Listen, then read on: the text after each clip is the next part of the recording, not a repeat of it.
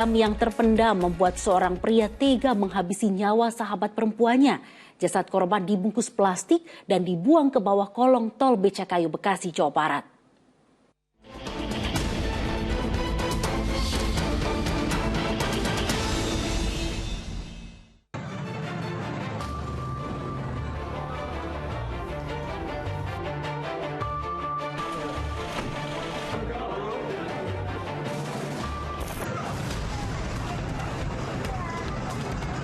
Keheningan malam di Jalan Arteri Kalimalang, Kota Bekasi, Jawa Barat pecah dengan kehadiran warga. Mereka berkerumun untuk melihat temuan mayat wanita di kolong tol Becakayu dalam kondisi terbungkus plastik. Dari hasil pemeriksaan, identitas wanita itu terungkap. Ia bernama Ade Yuniarizani alias Ica, berusia 36 tahun. Dugaan pembunuhan kian menguat dengan adanya luka akibat benturan benda tumpul di kepala. Melalui penyelidikan, identitas pelaku pembunuhan perlahan terkuak. Keberadaan korban terakhir terlihat di sebuah bangunan apartemen di kawasan Cempaka Putih, Jakarta Pusat. Dalam rekaman CCTV, korban bersama temannya, seorang pria berkepala pelontos yang dikenali sebagai Christian Rudolf. Mereka lantas masuk menuju apartemen sewaan lelaki yang bekerja sebagai terapis bagi anak berkebutuhan khusus tersebut.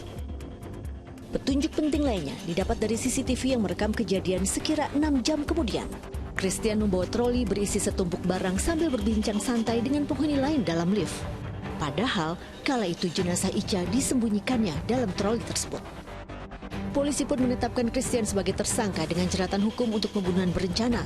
Motifnya dendam karena sakit hati. Korban yang dianggap sahabat dekatnya malah berteman dengan orang yang dimusuhi tersangka. Ternyata yang bersangkutan ini sudah ada konflik dengan salah satu target inisial A sejak tahun 2015. Di mana antara keduanya ini ada hubungan kerjasama bisnis HT. Ini terakumulasi sejak 2015, dendamnya ini sampai 2022 ini.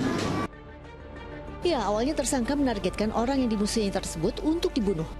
Tapi karena target utama sulit dihubungi, sasaran pun beralih ke Ica. Pria berusia 36 tahun itu lantas mengajak korban ke apartemen yang disewanya untuk membuat acara bincang-bincang di podcast. Pada saat sampai di TKP, di unit apartemen tersebut, pelaku berbincang sebentar masalah podcast, lalu menyampaikan kepada saudara I, yaitu korban, bahwa nanti promosinya itu seakan-akan ada pelaku dan korban itu adalah korban penculikan.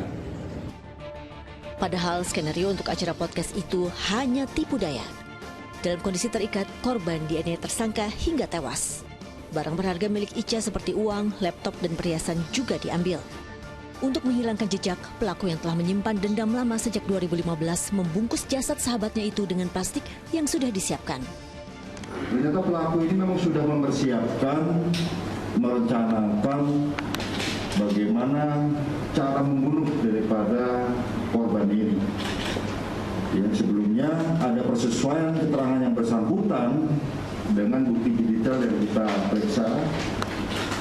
Yang pertama, pengakuan yang bersangkutan akan menyewa pembunuh bayaran, kita cek memang ada historinya. Rencana memakai pembunuh bayaran batal karena tarifnya dianggap mahal oleh tersangka. Toh itu tidak membuatnya urung membunuh. Bahkan bila tak ketahuan, bisa jadi dua temannya yang jadi sasaran dendam ikut dihabisi.